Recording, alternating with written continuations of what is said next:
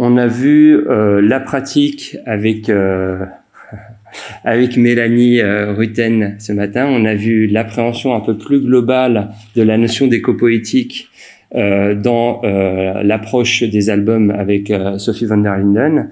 Et avec Piers Koentjes, on a la chance de l'avoir avec nous aussi aujourd'hui en tant qu'un des grands spécialistes belges de l'éco-poétique, sans lui mettre aucunement la pression, mais aussi qui est un des premiers à avoir participé à l'activation de la notion d'éco-poétique dans le champ francophone et dans l'espace de la littérature française, notamment avec un essai que je vous recommande en particulier, qui est Ce qui a eu lieu, un essai d'éco-poétique qui date de 2015, mais qui a été pour moi très intéressant à appréhender, parce que effectivement il transpose, et en amenant des questions, des interrogations qui étaient aussi très humbles, très sensibles de sa part, sur ce que peut engager, ce que veut dire la notion d'éco-poétique dans l'espace littéraire francophone, et en particulier français. Donc Piers Koentjes est professeur à l'université de Gand, où il enseigne la littérature française. Il a créé notamment aussi une revue avec d'autres collègues sur de l'extrême contemporain, qui s'appelle la revue Fiction, avec plein de X dedans, enfin avec 2 X et un I pour aussi convoquer le 21e siècle, évidemment. Vous l'aurez compris, vous avez ici le lien. Et donc ces ouvrages sont, outre cet essai d'éco-poétique de 2015 que je citais, il y a aussi la littérature et écologie, le mur des abeilles, écrire la nature, imaginer l'écologie pour Pierre Gascard chez Drose, et plus récemment Nos regards se sont croisés, la rencontre avec un animal, qui est plus personnel, on va dire, peut-être un peu moins théorique et beaucoup plus sensible et personnel. Et il va surtout nous parler, et je pense que après justement cette appréhension du côté de la pratique des albums, d'avoir la version, la vision, puisque c'est d'abord dans le champ du littéraire, des lettres sans les images, on va dire ça, que l'éco-poétique s'est d'abord enracinée, en tout cas théoriquement il me semble, et donc je vais lui céder la parole pour qu'il nous parle de nature-écologie, quelle place pour la littérature. Merci à lui. Voilà. Alors merci à l'atelier du livre, merci à Sofiane, merci à Nadia pour cette invitation. Je suis très heureux de parler d'un sujet qui m'a occupé pendant très longtemps, après avoir abordé des questions très différentes, et pour réagir à ce que disait Sophie tout à l'heure, merci de m'avoir invité, parce que si j'ai le grand avantage d'être belge, je ne suis ni spécialiste de la littérature de jeunesse, ni spécialiste de l'illustration, et vous n'aurez donc droit à aucune diapositive de ma part, puisque je travaille sur les textes, et que je ne vais ni vous assommer avec une liste de noms, ni vous projeter les textes. Je vous invite à vous y reporter directement. Voici en ouverture. Alors simplement, si on fait un peu l'état de la question actuelle autour de cette question, et je dis bien nature, écologie, c'est-à-dire littérature environnementale au sens large, je ne dois pas vous convaincre que entre disons les débuts des années 2010 et aujourd'hui, la situation a énormément évolué en France.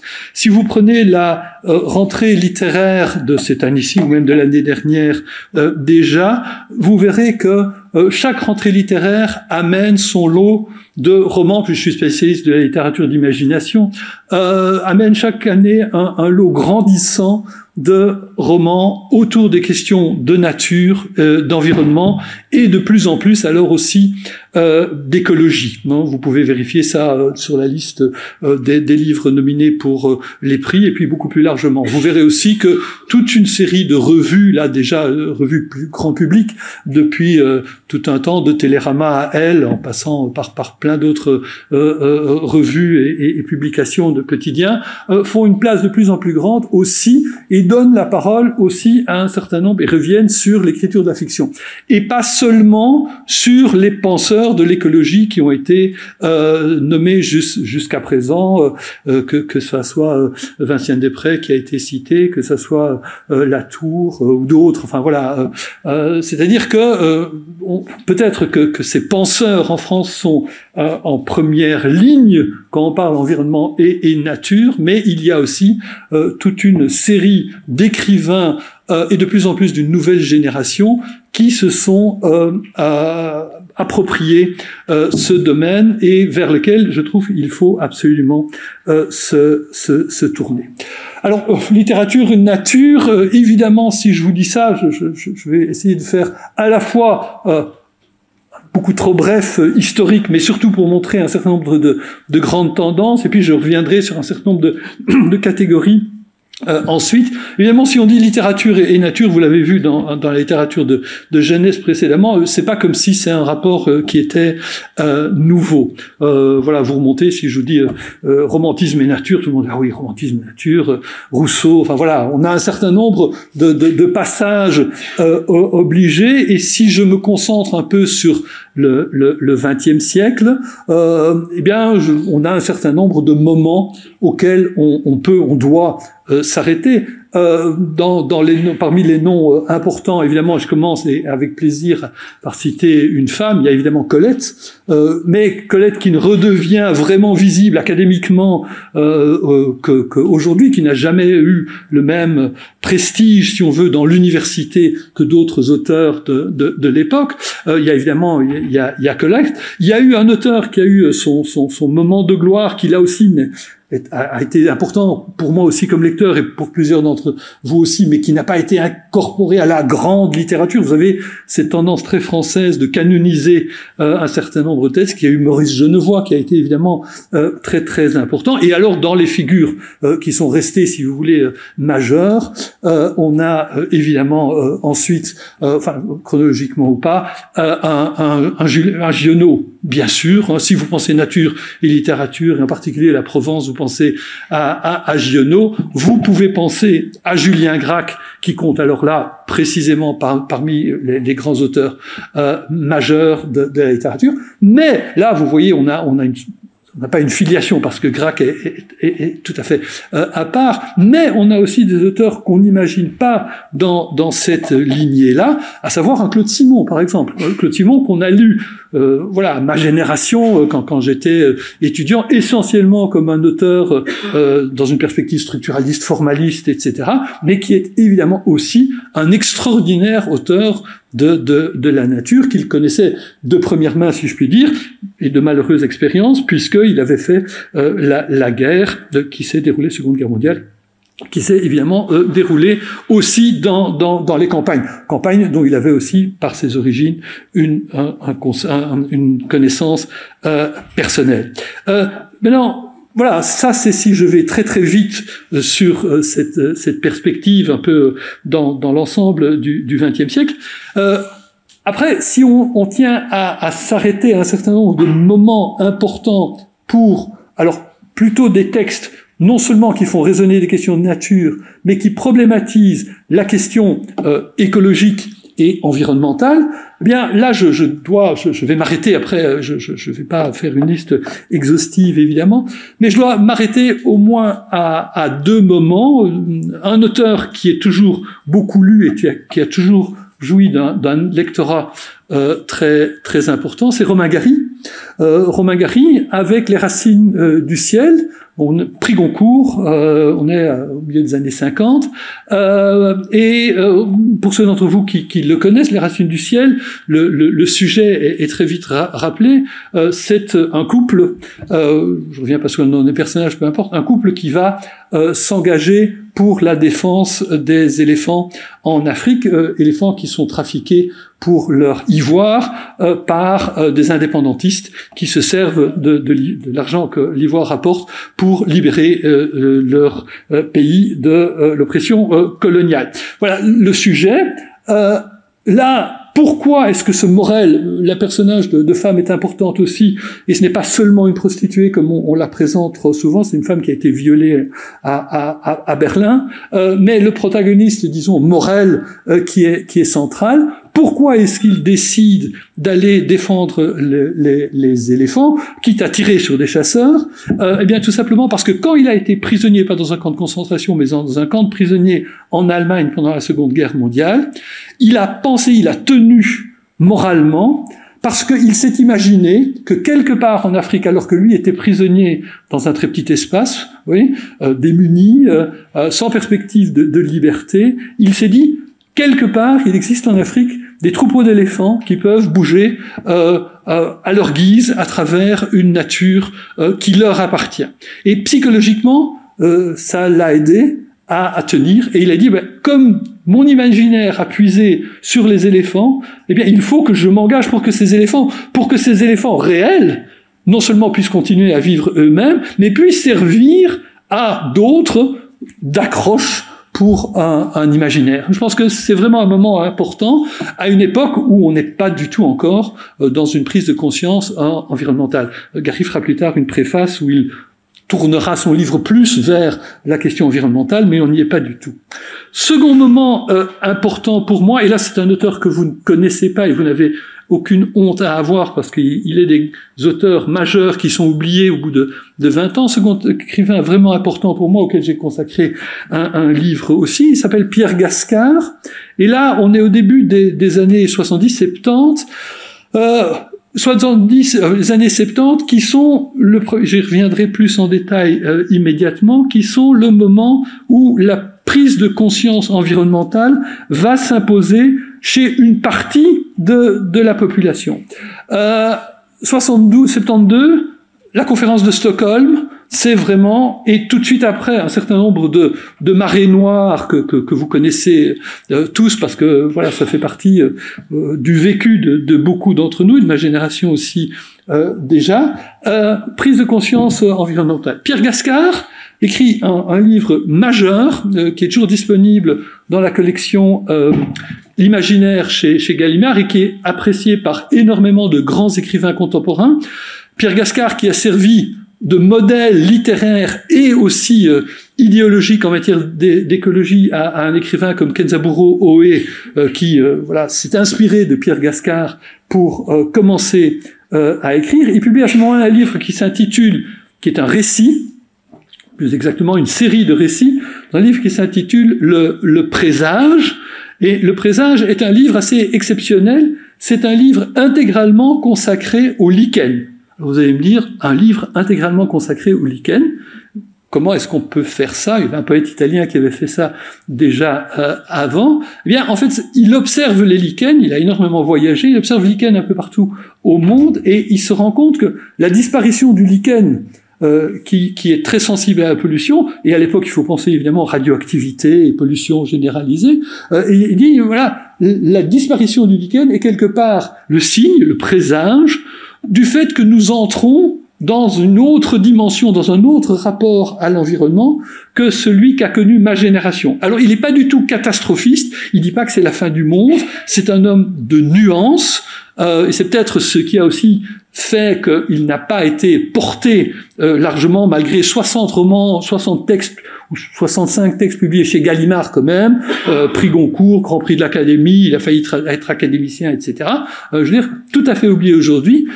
Un grand esprit de nuance et des textes très exigeants d'un point de vue littéraire. C'est-à-dire, c'est pas spécialement difficile à dire, mais c'est un grand styliste. Pour ceux d'entre vous qui s'intéressent à la littérature de jeunesse, il a aussi fait un livre illustré très fort dans le genre des années, c'est un peu plus tard, 70-80, qui s'appelle Le Gros Chêne, qui est l'histoire de deux enfants qui refusent qu'on abatte un chêne.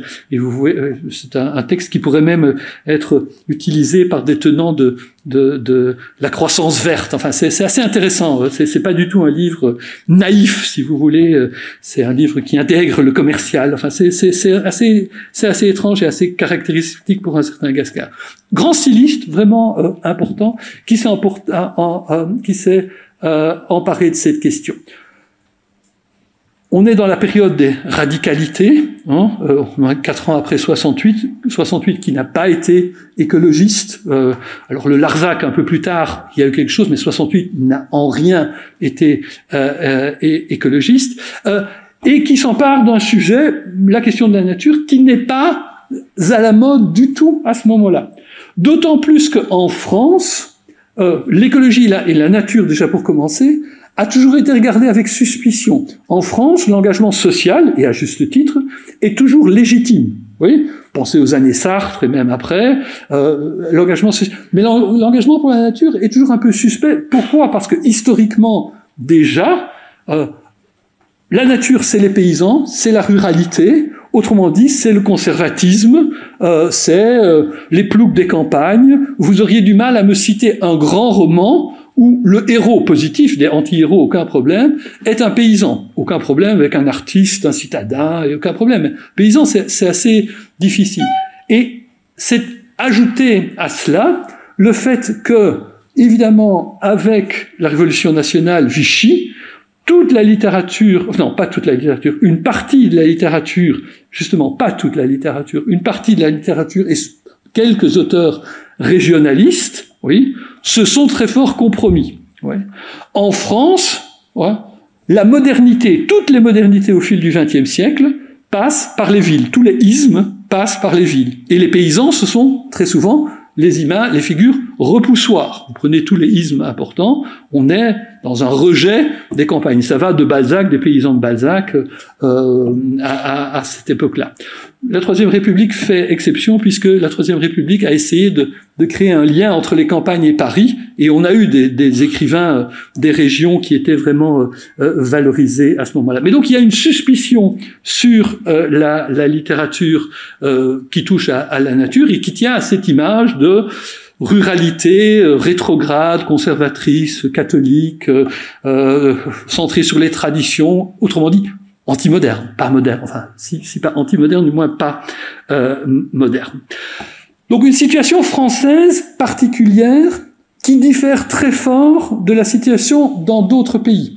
Et je peux pas faire la comparaison avec l'ensemble des pays européens ou outre-Atlantique, mais enfin un repère quand même.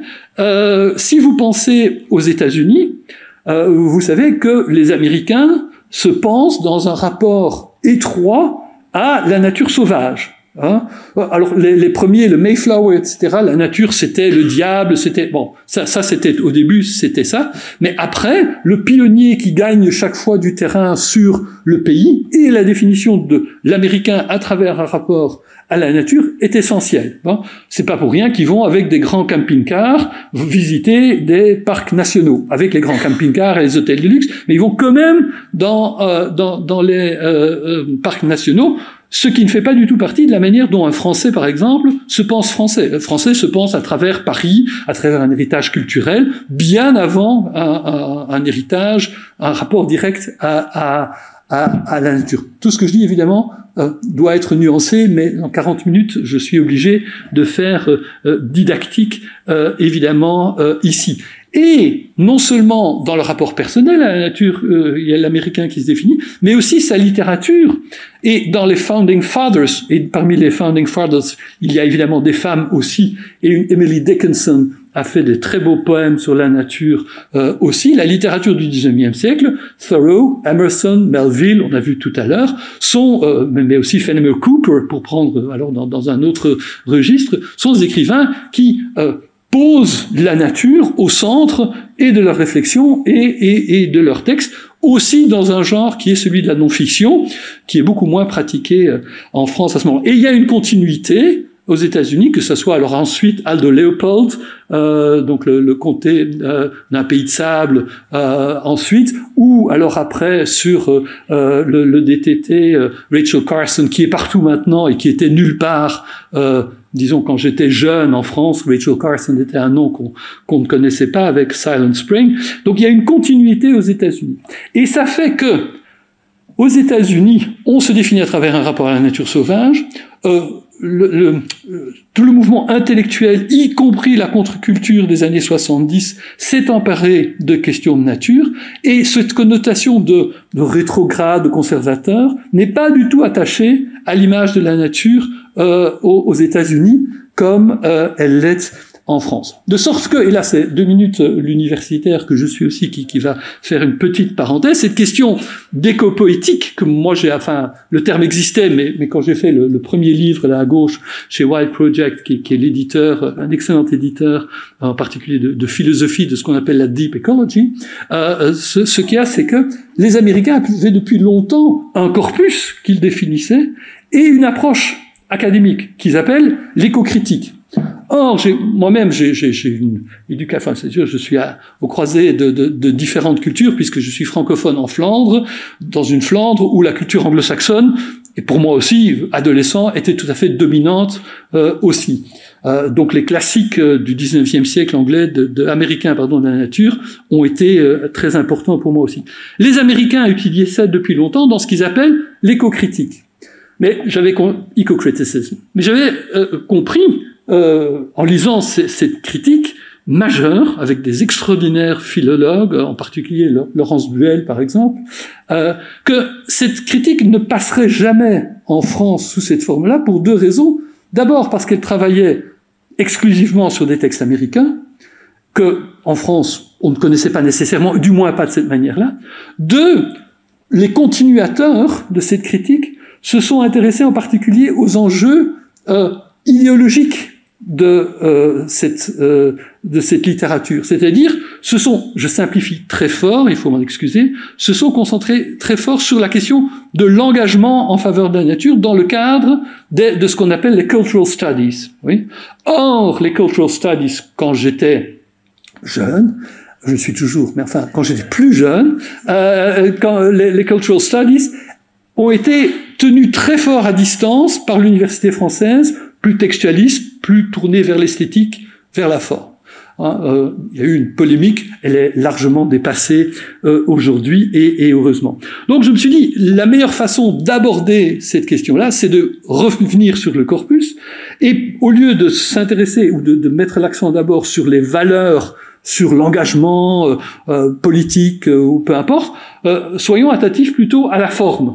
D'où éco-poétique plutôt que éco-critique. Maintenant, cette définition est largement artificielle, puisque moi-même j'ai été nourri énormément d'éco-critique, et que aujourd'hui, une nouvelle génération qui fait de l'éco-poétique en se disant plus attentif à la forme, ou justement à la dimension plus poétique, qui réenchante le monde, sont très perméables. Donc il ne s'agit pas du tout d'opposer les deux, ça n'a jamais été mon but. Donc, on voit des situations très différentes, et intellectuellement, culturellement de manière générale, dans les différents pays. Je pourrais vous parler de l'Angleterre, mais je peux absolument pas le faire, puisque là, vous savez que c'est beaucoup plus l'imaginaire de la countryside. Et on a vu Graham ou Potter, vous avez les illustrations, on est dans les jardins, c'est The Gardens, enfin, c'est encore autre chose. Ou alors de Lake Poets, je devrais faire une distinction, mais enfin, comme l'image de la nature writing est très liée aux États-Unis, je m'arrête essentiellement à ça. Donc, un contexte différent. Dans les années 70, déjà aux États-Unis, une contre-culture progressiste s'est emparée de cette question. Ça n'était pas le cas en France. Si vous voulez avoir une idée, si je dois aller vite, si je dois vous remémorer ce que pouvait être la France dans les années 70 à travers une culture alors populaire, je pense que c'est des références que tout le monde va avoir. Vous connaissez La montagne de Jean Ferrat? Oui, la montagne de Jean Ferrat, ils quittent un à un leur pays, enfin vous voyez, sur les paysans de l'Ardèche, etc. Là, on est dans une nostalgie de la ruralité, oui, une pure nostalgie de la ruralité, très étrange d'ailleurs, idéalisant la ruralité avec ce qu'elle pouvait avoir de déplaisant, en particulier pour les femmes par exemple, ou pour les plus démunis. Mais enfin, et en même temps, on est 10 ans plus tard, 70-75, Catherine et Maxime Le Forestier qui écrivent Comme un arbre dans la ville. Certains, si vous le connaissez, pas aller voir Comme un arbre dans la ville, qui pousse loin de ses frères des forêts, seul, il vit absolument seul, et la chanson finit faites brûler mon arbre en signe de barricade, de protestation. Donc on a une chanson où l'arbre, si vous voulez, prend la parole et se défend et dit si il faut m'abattre pour faire des parkings, eh bien à ce moment-là, au moins révoltez-vous contre ça. Mais au même moment, on est en 75, au même moment, il y a un chanteur, alors ouvriériste, populaire, contestataire, anarchiste, qui s'appelle, que vous connaissez tous, qui s'appelle Renaud, oui, et qui fait une chanson, moi je suis amoureux de Paname, et qui est une chanson où il se moque des écologistes qui veulent des petits moutons, des beaux gazons. Lui, il aime l'odeur des pissotières et il se parfume au gaz carbonique. Alors, voilà. La gauche des années 70 massivement, je parle pas de la gauche qui s'est tournée vers l'écologie, était productiviste, soucieuse, à tout à fait juste titre du sort des ouvriers, qui était évidemment essentiel, mais se préoccupait très peu de la pollution. Et d'ailleurs, si je dis années 70, vous devez vous imaginer que, à ce moment de bascule pour une partie de l'opinion, on est à la fin des 30 Glorieuses qui ont constitué pour toute une génération, celle née juste avant ou juste pendant ou tout de suite après-guerre, je veux dire, une période de croissance, d'émancipation sociale invraisemblable. Ce qu'on oublie de dire souvent, c'est que, évidemment, ces améliorations réelles, elles ont été faites au détriment de la nature.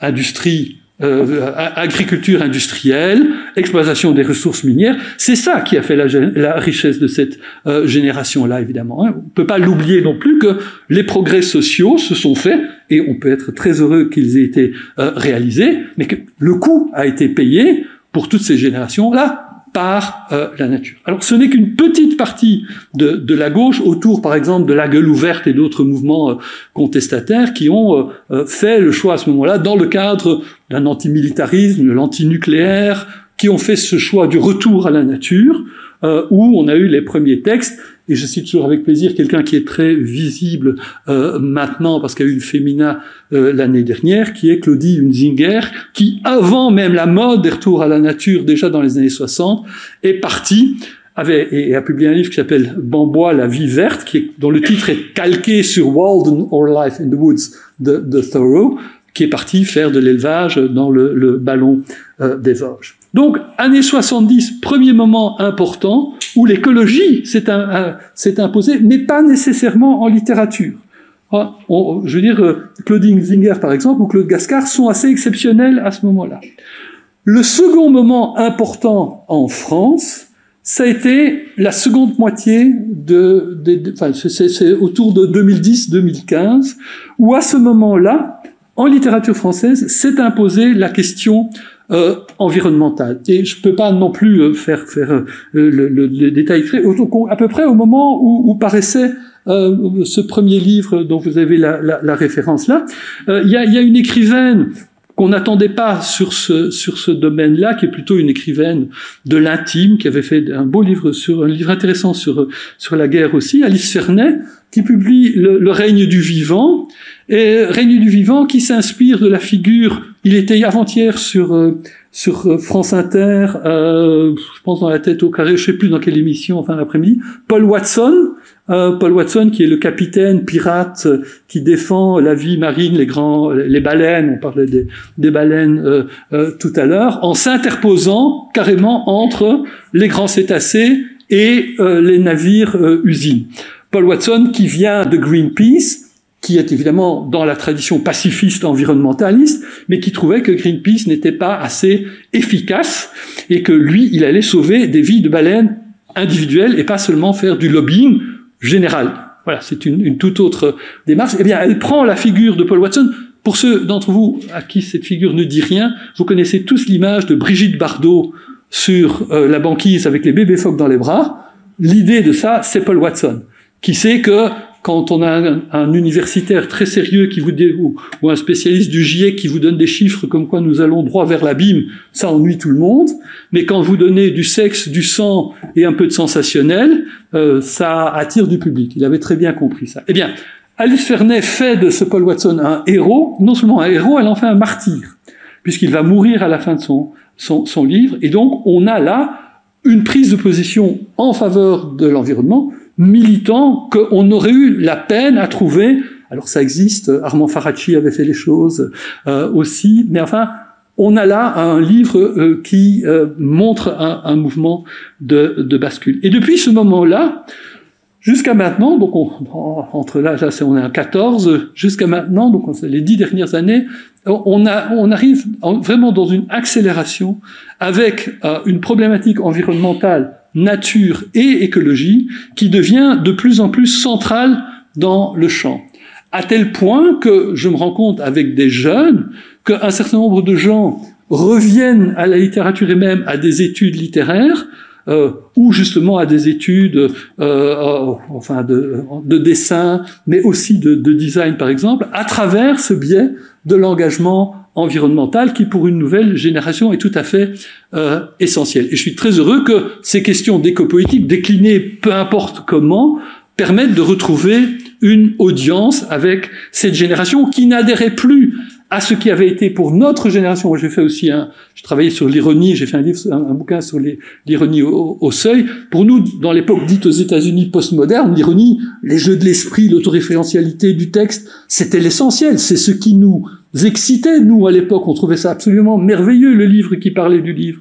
Mais il y avait déjà des auteurs qui avaient dit à ce moment-là, Edward Abbey, par exemple, aux États-Unis, avec The Monkey Ranch Gang, qui parle d'un groupe d'écologistes militants qui vont s'en prendre aux grands travaux, mines à ciel ouvert, barrages, déforestation, vous voyez ça. Il avait déjà dit, autour de ce constructivisme, l'idée que la littérature ne parle que de la littérature, que le monde, la nature, évidemment, ne pousse pas sur les arbres, mais est une construction, ce qui est tout à fait exact. Il avait dit, quand vous discutez avec un constructiviste, vous vous baissez, vous ramassez une pierre, vous le lui lancez à la tête, et s'il se baisse, c'est un hypocrite. Vous imaginez, alors c'est très simpliste, c'est beaucoup trop simpliste, parce que évidemment que la nature est un rapport, et que nous sommes dans un rapport à la nature, et que c'est une construction, mais vous voyez ce que ça peut impliquer de retour du réel. Et en effet, à partir du moment où on a eu ce qu'on a pu appeler le corporeal return, à partir du moment où justement des gens déjà de ma génération se sont rendu compte d'un certain nombre de choses très, très concrètes. Le sida, les guerres aux portes de l'Europe, les violences faites aux femmes. Oui, vous ne pouvez plus, vous ne pouvez plus à ce moment-là, dans des sujets pareils, dire que le monde n'existe qu'à travers les créations que la littérature, les discours en font. Il y a une limite. Ouais. Et donc, ce tournant-là a été accentué et a profité aussi à une prise de conscience environnementale qu'on voit se déployer maintenant dans les 10 dernières années, avec un certain nombre de tendances, alors que je peux dégager malheureusement beaucoup trop rapidement. Qu'est-ce qu'on a comme grande tendance dans cette littérature actuelle? Alors, la première chose que je dois signaler, c'est que peut-être le début d'une forme de militantisme est passé par la défense des animaux. La question des animal rights a été tout à fait centrale. Oui, et en particulier dans ce contexte-là, toute la réflexion sur la problématique de l'alimentation carnée et du sort qui est fait aux animaux d'élevage. Il y a toute une littérature qui fait résonner cette problématique-là, et je pourrais vous donner d'Isabelle Sorante sur les porcs avec 180 jours, mais je peux vous en donner sur les poulets, sur les veaux, enfin voilà, il y a sur les bouchers, enfin voilà, toute une littérature qui problématise cette question-là, qui, alors beaucoup moins en France que dans les pays du Nord, rejoint une tendance au véganisme végétarien qui est beaucoup plus développé, je crois, dans les pays du Nord et dans les milieux académiques aux États-Unis qu'il ne l'est jusqu'à présent en France, où vous pouvez encore aller à un colloque sur l'éco-poétique et où on vous sert du foie gras parce que ce sont des produits du tiroir. Vous faites ça aux États-Unis, votre carrière est terminée. C'est pas vrai, mais enfin, je veux dire, vous voyez les sensibilités différentes qu'il peut y avoir. Et là, c'était évidemment une question qui se posait, qui se faisait en dialogue avec des penseurs de l'éthique animale, Peter Singer par exemple en particulier à Princeton, mais enfin il y en a toute une série d'autres, en France aussi, des noms absolument majeurs, et avec des romans qui étaient documentaires aussi. Voilà, c'était des romans qui partaient d'une grande documentation, qui ne se limitent pas tous, certains oui, mais qui ne se limitent absolument pas tous à des romans didactiques ou extrêmement militants, mais ça a été un premier moment où on a vu ça. Et ça s'inscrit dans une longue tradition, évidemment, qui est aussi, d'un point de vue littéraire, l'écriture autour des animaux, qui a été abordée par tout ce qui est le domaine universitaire aussi, qui s'intéresse à ce champ-là. Vous pourriez avoir entendu parler du nom de Anne Simon, qui a fait, dans la même collection que celle-là, un livre sur les bêtes, une bête entre les lignes, donc les animal studies, qui sont évidemment très importantes aussi. Donc une évolution avec un militantisme qui s'est exprimé autour des questions de droits des animaux, évidemment, mais qui n'en est pas resté là. Alors, si on doit catégoriser, pour aller un peu vite, j'ai proposé de voir d'abord une première catégorie dans cette littérature environnementale, qui est la catégorie de la littérature verte. Alors, la littérature verte, comme son nom l'indique, c'est assez simple, c'est une littérature qui choisit de regarder vers la beauté de la nature, qui vous y amène éventuellement pour vous donner de seconde main les plaisirs qui peuvent découler d'une expérience directe de la nature. Attention toutefois, on n'est plus avec cette littérature depuis longtemps dans l'idéalisation de la nature qu'on pouvait avoir encore chez un Giono. Oui, on est beaucoup plus dans une littérature, et certainement pas ce qu'on pouvait avoir, disons à l'époque romantique, où le regard sur la nature était un regard à distance. Oui, on est dans une littérature qui prend acte justement du fait que nous sommes dans le monde, non seulement et sans doute pas d'abord, même quand on est universitaire, pas d'abord avec notre esprit, mais d'abord avec notre corps. Oui. Et donc c'est une littérature qui fait très attention au sens. Ouais. Alors dans les auteurs, là aussi je peux absolument, c'est rien même que je commence à faire un début de liste. On aurait par exemple un Mingarelli qui travaille une écriture très simple, mais extraordinairement tenue au point de vue des sens, qui est hélas décédé il y a très peu de temps, mais qui est une littérature à la fois très simple et très poétique, que je vous signale très volontiers. Littérature verte qui s'écrit toujours aujourd'hui, et je veux quand même aussi faire une petite note là-dessus. Depuis toujours, la littérature environnementale, et aujourd'hui certainement, a été portée par des femmes. On a eu énormément d'écrivaines qui se sont emparées du sujet. Alors, historiquement, pas toujours pour des raisons les plus heureuses. Les hommes estimant que l'esprit leur appartenait, on laissait volontiers à un certain nombre de femmes un rapport plus sensuel, direct au monde. Vous voyez tous les clichés qui peuvent exister là. Ça, c'est un peu dommage. Mais il y a aussi véritablement un certain nombre d'écrivaines qui, depuis longtemps, se sont intéressées à ce domaine-là. Et un des intérêts de ce que j'appelle l'écopoétique, c'est que nous pouvons, à travers cette écopoétique, relire sous un nouvel angle des écrivaines, par exemple, tout à fait oubliées. Une amie de Giono, par exemple, qui était très proche d'Alexandra Nevinil à la fin de sa vie, qui s'appelle Maria Borelli, qui a publié 4 romans chez Gallimard, communiste, institutrice communiste.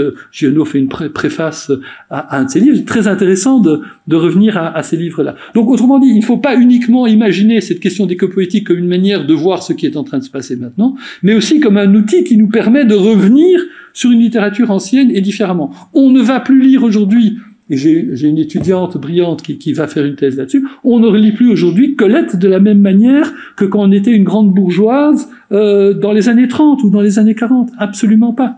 Donc là, on a des opportunités. Un certain nombre de femmes qui sont présentes dans une écriture aussi verte, par exemple Marie-Hélène Lafont, qu'on doit absolument citer, mais du côté, je connais aussi quelques hommes, un Jean-Loup Trassard, qui est un écrivain pour lequel j'ai une très grande admiration, qui est un écrivain du monde agricole aussi, ont fait des textes très exigeants.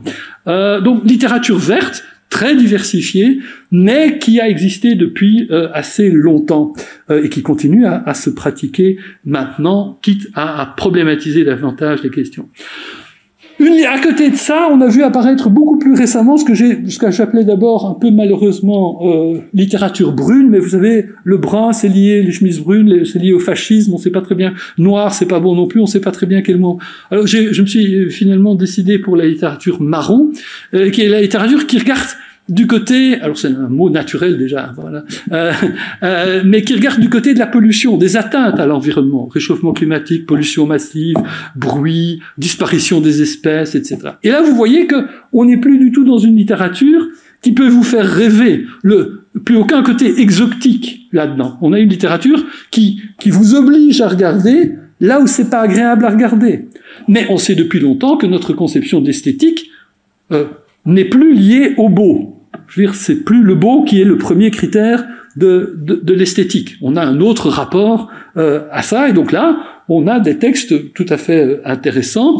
Je vais reprendre une écrivaine, Gisèle Bienne, qui a fait un livre, enfin, c'est une dame que je connais depuis très longtemps parce qu'elle a fait des très beaux livres sur la Première Guerre mondiale, très très beaux livres sur Sandrard et d'autres, vraiment beaucoup trop peu visible, qui a fait un livre qui s'appelle La Malchimie, et qui est l'histoire de son frère qui meurt d'un cancer, ouvrier agricole, qui meurt d'un cancer parce qu'il a, sans protection et pendant une période très prolongée, il s'est servi de produits phytosanitaires, mais où le sanitaire veut bien dire ce qu'il veut dire quand on l'emploie dans les circonstances décrites dans le roman. Alors là, on a un livre qui vous oblige à regarder de manière c'est un récit. Elle ne dit pas que c'est elle et que c'est son frère, c'est un alter ego, mais peu importe. On a un livre qui vraiment vous oblige à regarder de ce côté-là. Voilà. Il y a je vais pas multiplier les noms parce que c'est pas sans fin, mais il y en aurait beaucoup trop à signaler. On a cette littérature qui se développe, donc et qui vous fait voir des choses déplaisantes, qui ne vous fait pas nécessairement rêver. De plus en plus aussi, la question de l'engagement devient légitime. Et de plus en plus, on se met à se tourner aussi vers ce qui se passe chez nous. Alors, c'est-à-dire que défendre les baleines en Antarctique, c'est assez facile en France. Puisque vous et moi, nous ne mangeons ni du dauphin, ni des baleines. Donc, quand on nous dit « il faut pas tuer les baleines », on trouve ça plutôt sympa. À partir du moment où vous vous mettez à aborder des questions beaucoup plus problématiques dans une France historiquement rurale, agricole, campagnarde, à savoir le loup dans le Mercantour, la petite libellule dans telle zone humide protégée, ou alors l'ours dans les Pyrénées, vous voyez les querelles, façon Clochemerle aussi, qui peuvent apparaître.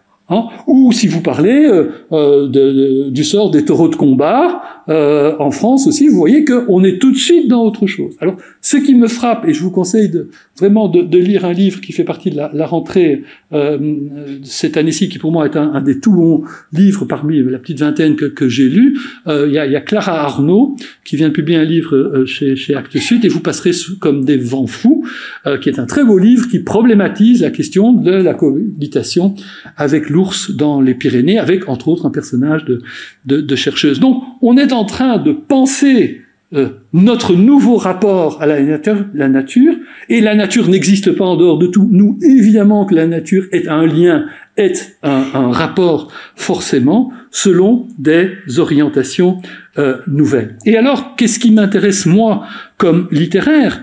C'est moins, évidemment, le discours immédiat sur la nature, parce que pour ça, on a tous les essayistes.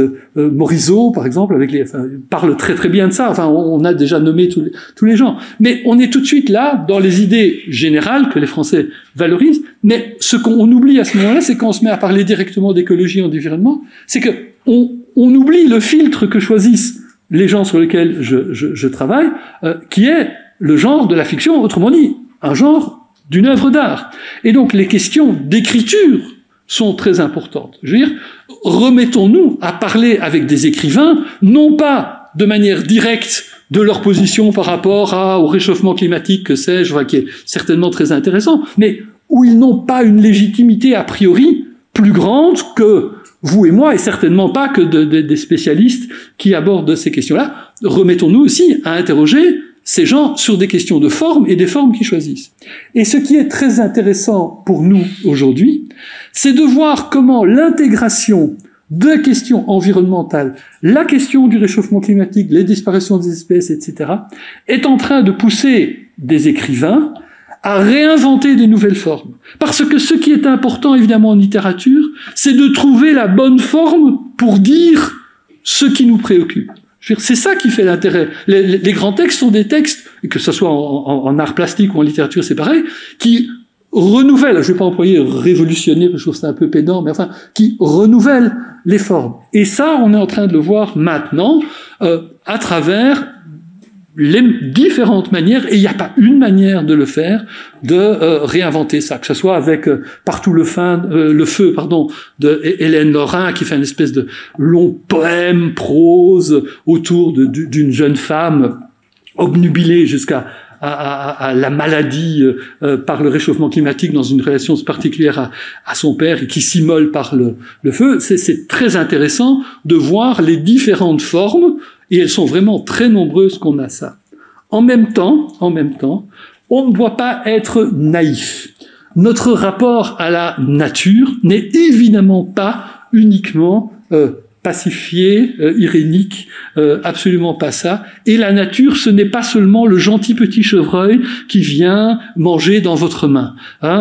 Alors pour reprendre l'actualité récente, la nature, c'est aussi les punaises de lit qui vous empêchent de dormir, c'est pas une bien catastrophe, mais c'est aussi la loi de la griffe et du croc, la loi du prédateur et de la victime, l'envahissement du végétal. Si vous êtes un peu jardinier, vous pouvez être très écolo, mais vous dites toutes les petites limaces et les mauvaises herbes et les nuisibles, tout ça entre guillemets, je veux dire, vous savez ce que c'est aussi sans fin.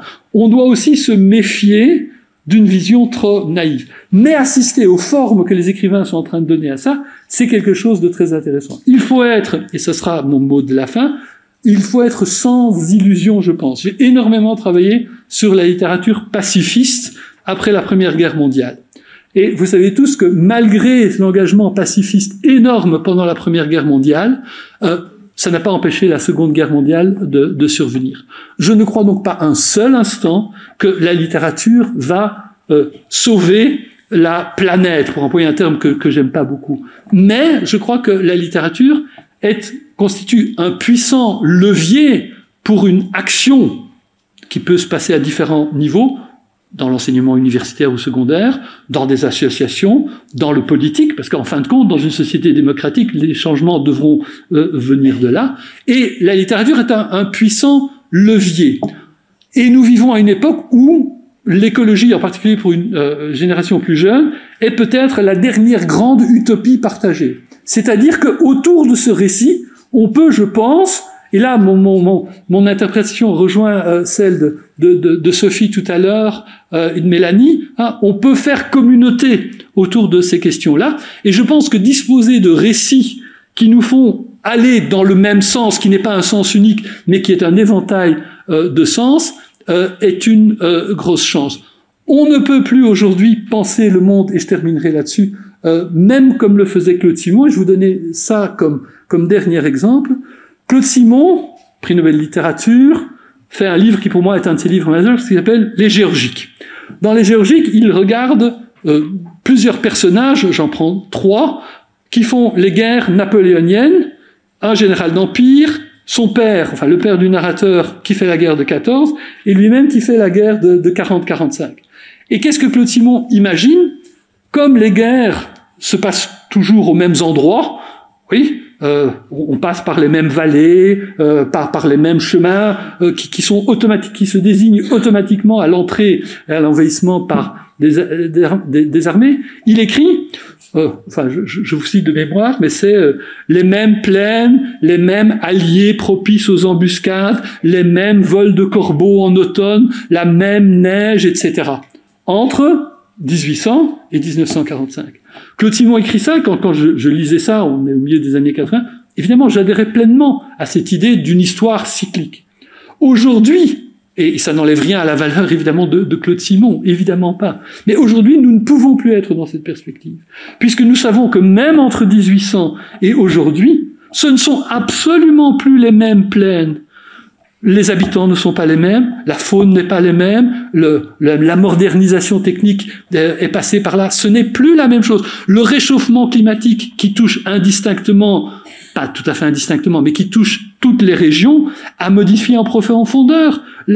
On peut dire que la géographie, c'est une autre phrase de Simon, que la géographie est le seul facteur constant de l'histoire, mais on voit bien que le climat n'est pas un facteur constant. Et ça, nous, aujourd'hui, quand nous racontons des histoires ou quand nous les lisons, nous ne pouvons pas ne pas l'intégrer.